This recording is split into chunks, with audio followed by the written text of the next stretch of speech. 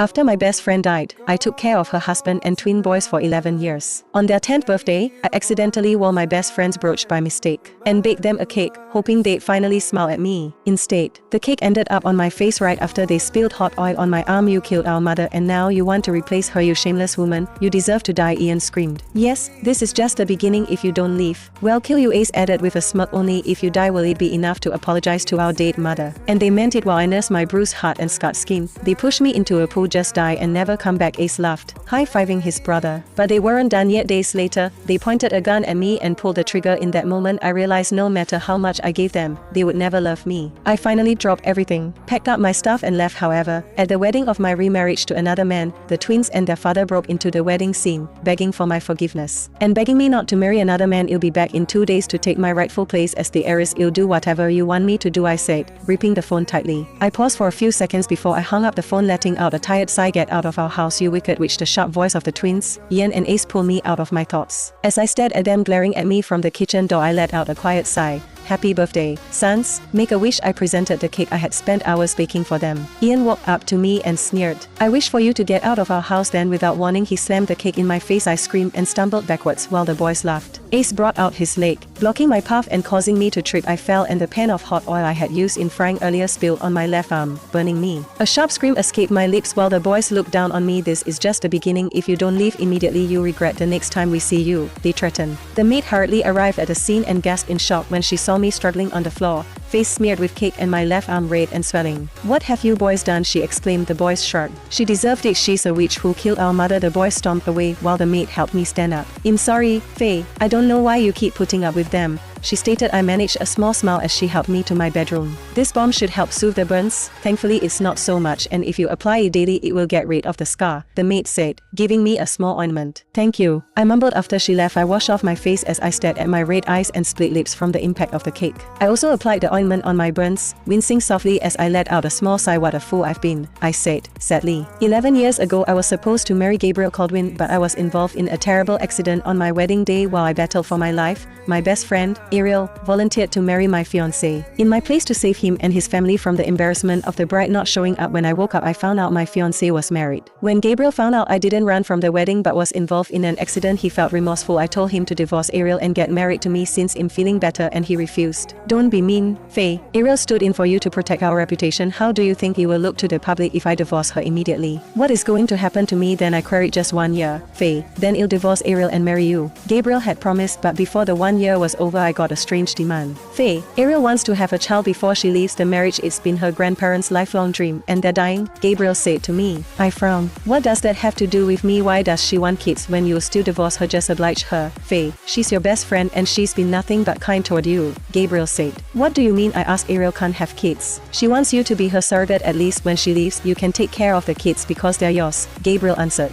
I was worried about the request but Gabriel convinced me. Don't worry, Faye. When Ariel leaves we'll get married and we'll also have our kids, he said. Eventually I agreed to have a child for Gabriel and Ariel, but before I could deliver, Ariel died from an accident. I ended up giving birth to twin boys, and Gabriel, still devastated over the loss of Ariel, begged me to take care of the kids. 2 years later and Gabriel hasn't married me. When I asked him he said his wife died and I want him to get married immediately. How do you think that would look? People will accuse me of being unfaithful and happy my wife died, Gabriel said. But I'm your wife, Gabriel. I was supposed to marry you, I stated. Gabriel sighed. No one knows that anymore. Just focus on the kids, Faye. We'll get married soon. I focused my energy on taking care of the twins. When it became evident Gabriel had no intention of marrying me, I still stayed for the sake of my sons, but my sons were ungrateful. No one ever told them I was their surrogate mother and they mistreated me so badly. 11 years I dedicated myself to raising them. They disrespected and insulted me. They preferred Lily, their nanny, and regarded her as their mother while accusing me of being responsible for Ariel's death. Today was the height of it all. I'm done enduring and waiting for them to love me. Today, I have decided to leave. After I ended the call, I took a deep breath trying to calm my racing heart. I wasn't going to cry. I've done my fair share of that over the past 11 years. Now was the time to hold my head up high and find Gabriel. As I tell him I'm leaving, I heard the sound of music coming from the hall and I knew the birthday party had started. Putting on a pink dress I found in the closet, I stepped outside. As I stepped into the hall, my heart broke into tiny pieces right before me. Gabriel was on his knees, holding out a diamond ring as he presented it toward Lily, the twins' nanny. "Will you marry me?" he asked her. Lily chuckled and nodded. Yes, the crowd broke into happy cheers while I watched as the boys hugged Lily, smiling happily. Yes, Lily is finally going to be our new mommy, Ian said. I'm so glad it's not that wicked witch, Faye. Ace added. I chuckled and clapped my hands, my action making my presence known. Congratulations, I said. Gabriel's eyes widened slightly when he saw me. Faye, what? Never mind. I was just passing through. I wanted to inform you that I'm leaving, I said. What is wrong with you, Faye? Gabriel snapped just as Lily started crying. Oh my gosh, Faye, I'm sorry, please don't leave because of me, she cried in a pitiful voice. He grabbed me and tried to drag me out of the hall, but I pushed him away. Don't touch me with your filthy hands, I hissed at him. Let's go somewhere and talk, Gabriel said. Suddenly the twins started hitting me furiously. Wicked woman, you've hurt our mom. That's enough, children. I'm fine, Lily said in between sobs, but the kids weren't done. Ace ran out of the hall and returned almost immediately holding my most precious possession, I exclaimed, my eyes widening as I reached for him. Ace giggled and let it go. The deafening sound of my mother's ashes hitting the floor as the jar broke was enough to drive me insane. What have you done? I yelled at him. If you hurt our new mommy again, you'll regret it, Ian stated. The guests started murmuring. Who is this mad woman? She's the mistress who's refused to leave Gabriel for 11 years now. She's so shameless, trying to ruin another woman's wedding. Lily is so sweet, she's even defending her. She's such a wicked woman. Say whatever you want,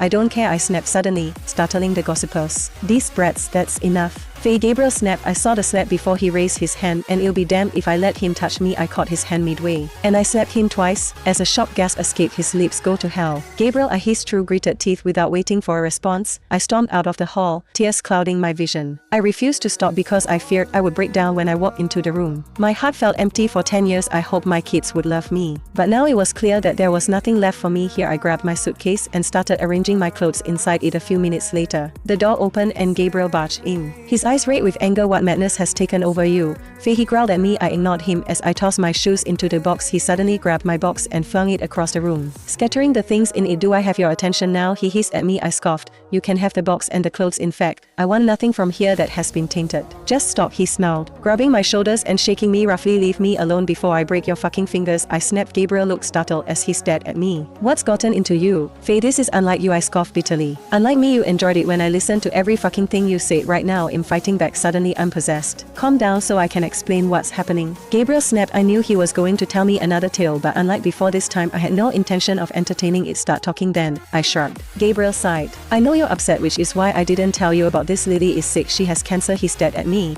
waiting for a reaction, but I kept a straight face. I couldn't care less. She has a few years to live and she dedicated her time to taking care of the twins, Gabriel continued. Now she has 2 years left and the kids begged me to make her their mom for those 2 years left so she can die happily. I burst into laughter when he was done talking. Gabriel stared at me like I had just lost his senses. Your lies have gotten better over the years, Gabriel, I said. It's not a lie, Faye, it's just 2 years, he said. I scoffed. 2 years and you'd finally get married to me, right? Gabriel sighed. Yes, once the 2 years are over, well, get married. I've already made all the arrangements. I stared at Gabriel. What do you want me to do now? Gabriel smiled and kissed my cheeks. This is why I love you. You're always so understanding. I want you to take care of the twins while I take Lily for her chemotherapy outside the country. I nodded and gave him a bright smile. Alright, he kissed my forehead. You'll send Lily to come here. You can both apologize and make up. Then he turned to me immediately. Also, I'm sorry about what the kids did. You'll make sure they apologize to you. I nodded and watched as he left. The moment he left, I wiped my cheeks and forehead. You must think I'm so stupid, Gabriel, I scoffed. But of course you are, Faye. Else you'd know that I've been sleeping with Gabriel for the past 3 years and now I'm pregnant for him. I turned to stare at the smart face of Lily.